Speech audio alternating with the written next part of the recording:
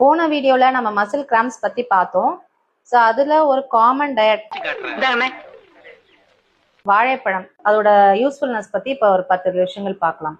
First, வாழைப்பழம் எதுக்காக use ஆகுது? டைஜஷனுக்கு ஃபர்ஸ்ட் யூஸ் ஆகுது.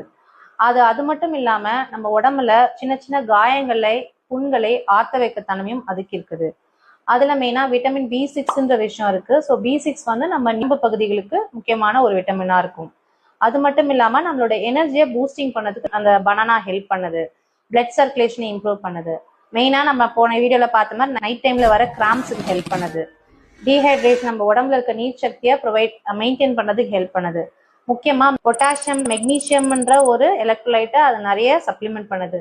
ஸோ வாழைப்பழத்தினோட இம்பார்ட்டன்ஸ் இப்போ தெரிஞ்சிச்சு எல்லாருக்கும். ஸோ கண்டிப்பா டெய்லி ஒரு பனானா எல்லா வயதிலும் எடுத்துக்கிற மாதிரி பார்த்துக்கோங்க. லைஃப்பை ஹாப்பியா வச்சுக்கோங்க. தேங்க்யூ.